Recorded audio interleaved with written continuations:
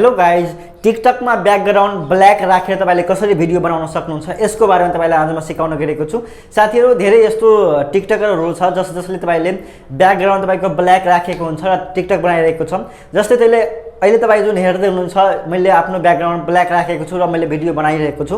Same तपाई म जस्तै भिडियो तपाईले कसरी बनाउन सक्नुहुन्छ र तपाईले यस्तो भिडियो बनाएर तपाईले आफ्नो टिकटकमा तपाईले कसरी अपलोड गर्न सक्नुहुन्छ यसको बारेमा सिकाउन गएको छु। साथीहरु, जुन मैले यो भिडियो बनाएको छु, जुन ब्याकग्राउन्ड ब्ल्याक रहेको छ, यसै भिडियोलाई म तपाईलाई कसरी मैले ब्ल्याक भिडियो बनाएको छु, ब्ल्याक ब्याकग्राउन्ड राखेर भिडियो बनाएको छु यसको बारेमा सिकाउन गएको छु। आउनुस् भिडियो सुरु गर्न गएको छु।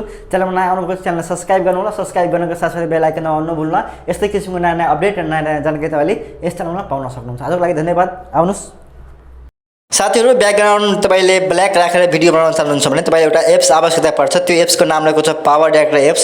तपाईले यो एप्सलाई प्ले स्टोरमा गएर सिम्पली डाउनलोड गर्नु होला र डाउनलोड गर्नुहुन्छ भने तपाईले सिम्पली यसमा क्लिक गर्नु होला र क्लिक गर्नुहुन्छ भने तपाईले पावर डाइरेक्टर एप्स तपाईले ओपन हुने गर्छ र पावर डाइरेक्टर एप्स ओपन हुन्छ भने तपाईले यहाँ हुन्छ create a new project. Simply यसमा क्लिक गर्नु होला।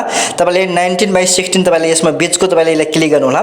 बीचको क्लिक गर्नुहुन्छ भने अब तपाईले जुन भिडियोको ब्याकग्राउन्ड तपाईले यहाँ ब्ल्याक राख्न छ त्यो भिडियोलाई तपाईले सिम्पली क्लिक गर्नु होला।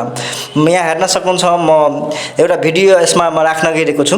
सिम्पली यसमा तपाईले क्लिक गर्नु होला र यहाँ क्लिक गरेर तपाईले भिडियोमा क्लिक गर्नुहुन्छ भने तपाईले जुन भिडियोको ब्याकग्राउन्ड तपाईले ब्ल्याक राख्न चाहनुहुन्छ त्यो भिडियोलाई सिम्पली तपाईले क्लिक गर्नु होला। क्लिक गर्नुहुन्छ भने यहाँ तपाईको भिडियो आउनेछ।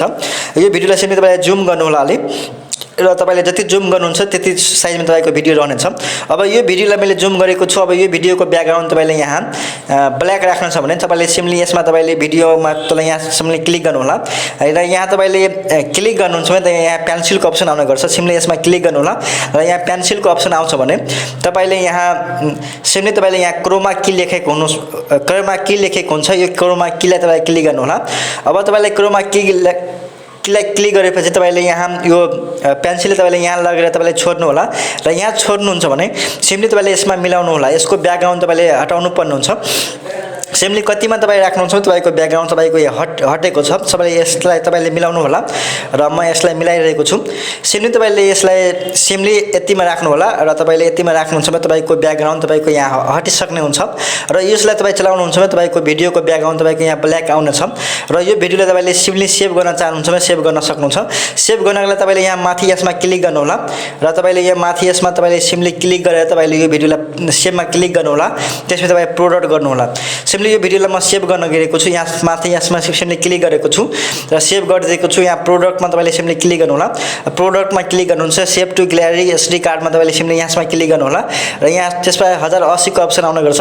1080 मा तपाईले सिम्पली तपाईले ओके गरिदिनु होला र तपाईको भिडियो यहाँ सेभ हुने गर्छ र तपाईको यो भिडियो यदि सेभ भइसकेपछि सिम्पली तपाईले यहाँ ओके गर्नु होला र ओके गरेर तपाईको आफ्नो यहाँ एमएक्स प्लेमा गएर तपाईले यो भिडियो जुन भिडियोको ब्याकग्राउन्ड तपाईले यहाँ ब्ल्याक राख्नु भएको छ यो भिडियोलाई तपाईले सिम्पली हेर्न सक्नुहुन्छ। सिम्पली म यहाँ क्लिक गरेर पावर डाइरेक्टरमा हेर्छु भने जुन भिडियो मैले यहाँ ब्याकग्राउन्ड तपाईले यहाँ ब्ल्याक राखेको छु त्यो भिडियो तपाई यहाँ हेर्न सक्नुहुन्छ चलिरहेको छ।